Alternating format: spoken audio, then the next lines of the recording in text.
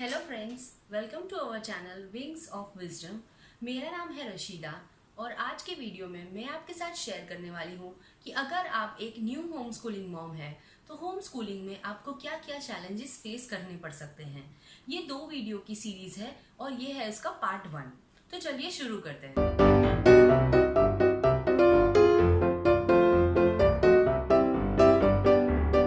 As a home schooling parent आपके लिए एक बहुत बड़ा चैलेंज होता है सही करिकुलम को चूज करना। आपको मार्केट में बहुत सारे करिकुलम मिल जाएंगे। इनफैक्ट अभी तो आपको ऑनलाइन भी बहुत सारे ऑप्शंस अवेलेबल मिल रहे हैं। तो उसमें से सही करिकुलम को चूज करना एक बहुत बड़ा टास्क है। तो इसके लिए आपको क्या करना चाहिए? तो स्टार्टिंग में जब आप होम स्कूलिंग में नए हो तो आप कभी भी पूरा करिकुलम एक साथ मत खरीदिए।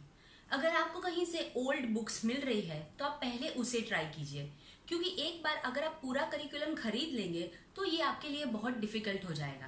पहले आपको जो मिल रहा है ऑप्शंस, आप थोड़े बुक्स खरीदिए या फिर अगर आपको ओल्ड बुक्स मिल रहे हैं तो आप वो खरीदिए और उसको आप अपने बच्चे को फॉलो करवाइए।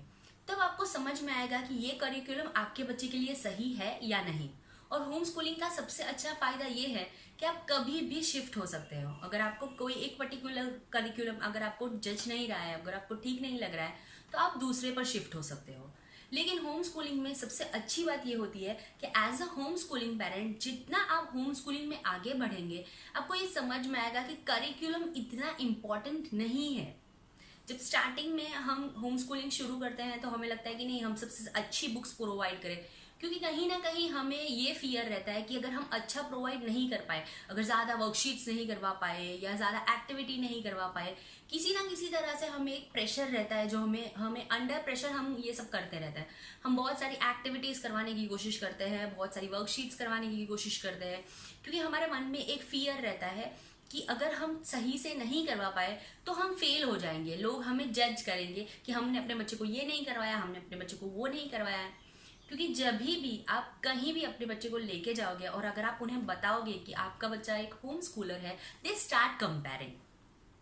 तो करिकुलम के पीछे इतना मत भागिए, पहले अपने बच्चे को थोड़ा टाइम दीजिए, उसे आपके पास जो अवेलेबल है करिकुलम या कहीं से आपको ओल्ड बुक्स मिल रही है तो आप पहले उसे वो फॉलो करवाइए। धीरे धीरे धीरे धीरे जब एक बच्चा पर्टिकुलर शेड्यूल को फॉलो करने लगेगा उसके बाद आप कोई भी पर्टिकुलर एक करिकुलम में से कुछ चीज़ें जो आपको अच्छी लग रही है वो सिलेक्ट कीजिए और अपना खुद का भी करिकुलम आप बना सकते हैं। आपको खुद का करिकुलम नहीं बनाना है तो जो मार्केट में अवेलेबल है आप उसे भी फॉलो कर सकते हो। लेकिन जैसे जैसे आप आगे बढ़ोगे ऑटोमेटिकली आपको समझ में आने लगेगा कि आपके बच्चे को कौन सा सब्जेक्ट अच्छा लग रहा है, कौन से सब्जेक्ट में आप उसे और ज़्यादा करवा सकते हैं, तो उस टाइम पे आप अपना खुद का करिकुलम बना सकते हैं। सेकेंड चैलेंज है, आपको बहुत सारे होम स्कूल हेटर्स मिलेंगे।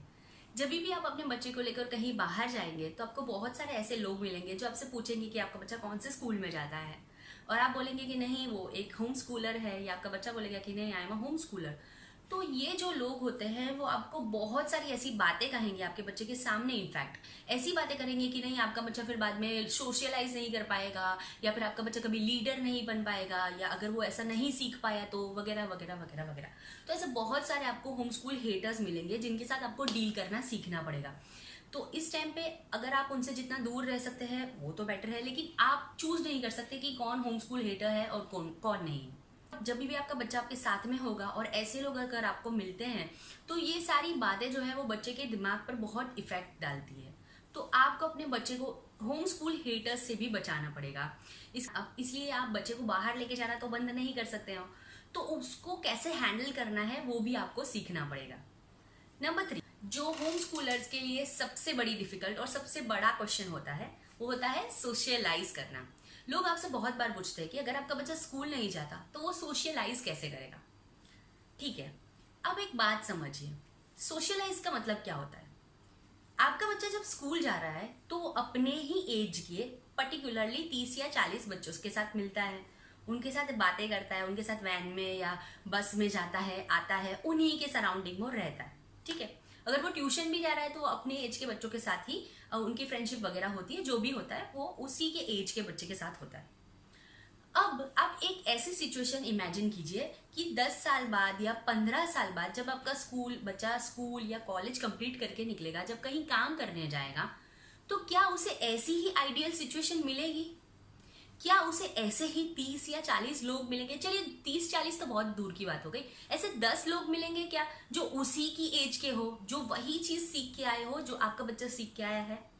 क्या आप ऐसी आइडियल सिचुएशन की इमेजिनेशन कर सकते हो? नहीं। जब आपका बच्चा जॉब करने जाएगा तो उसका बॉस उससे 10 साल 20 साल भी बड़ा हो सकता है, उसका जो कलीग होगा वो उससे 10 साल एक्सपीरियंस में ज्यादा हो सकता है। तो सोशलाइज का मतलब क्या होता है? दूसरों से मिलना, उनसे बातें करना। होम स्कूलिंग में जब आप अपने बच्चे के साथ पूरा दिन स्पेंड करते हैं तो आप एक बात समझिए, जब आप बाहर जाते हैं तो आप अपने बच्चे को अपने साथ लेकर जाते हैं। आपका बच्चा लाइब्रेरी जाता है, वो लाइब्रेरियन से बात करता है। जब आप उसे किराने की दुकान पे लेके जाते हो तो वो किराने वाले से बात करता है।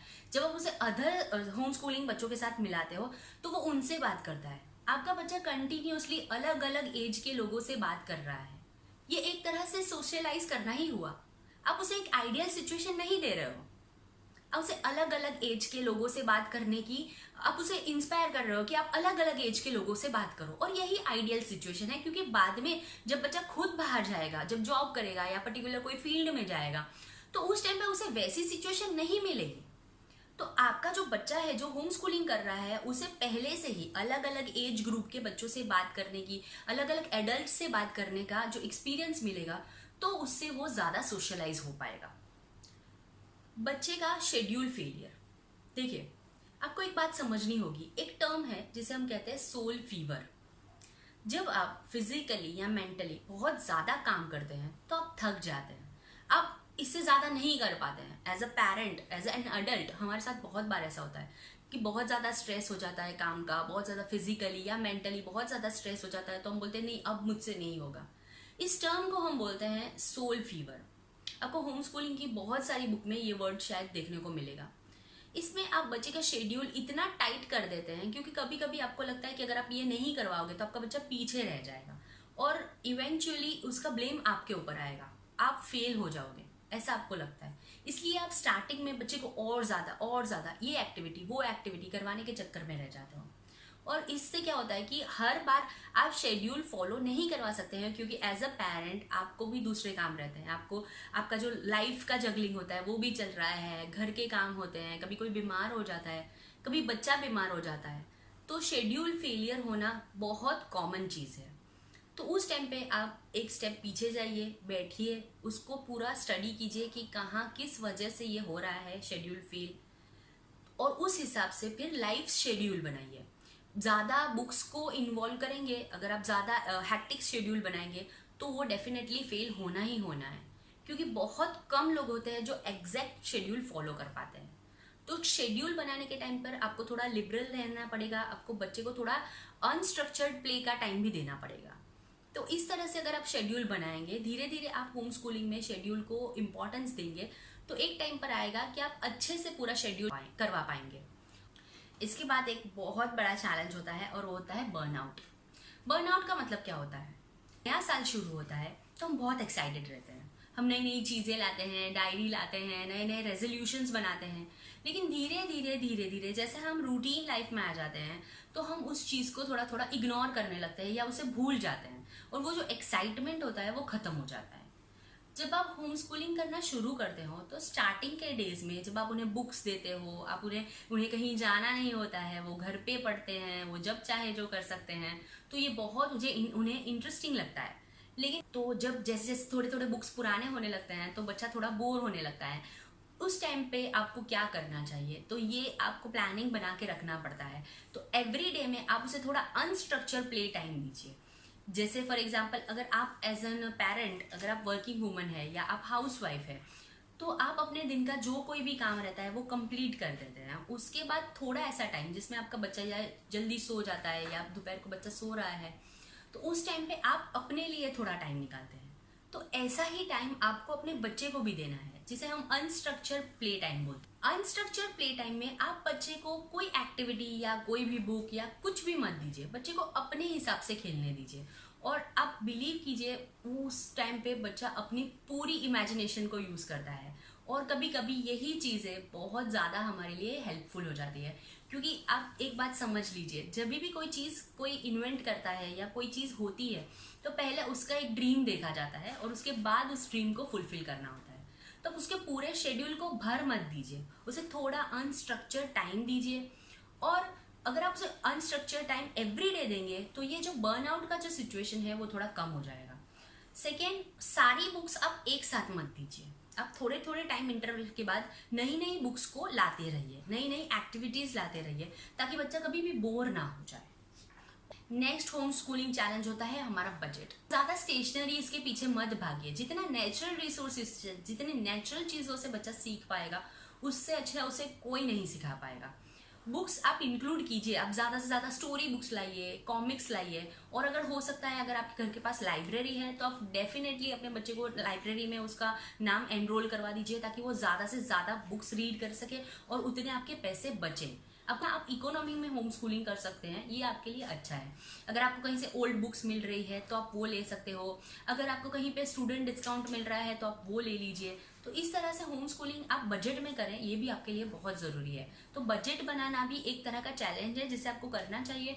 और इनफैक्ट आपको ऐसी बुक्स सिलेक्ट कीजिए कि जिसकी वजह से आपका जो बजट है वो और कम होता जाए। अगर आपको यूज्ड बुक्स मिल रही है या स्टोरी बुक आप किसी और अदर, अब तो आपको बहुत सारे होम स्कूलिंग पेरेंट मिल जाएंगे, तो आप अगर एक्सचेंज करवा सकते हो किसी के साथ बुक्स, तो वो भी आपको करना चाहिए।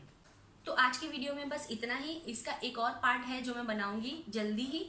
तो होप ये आपको थोड़ा बहुत आइडिया देगा और आपकी होम स्कूलिंग जर्नी को और ईजी बनाएगा। Thank you.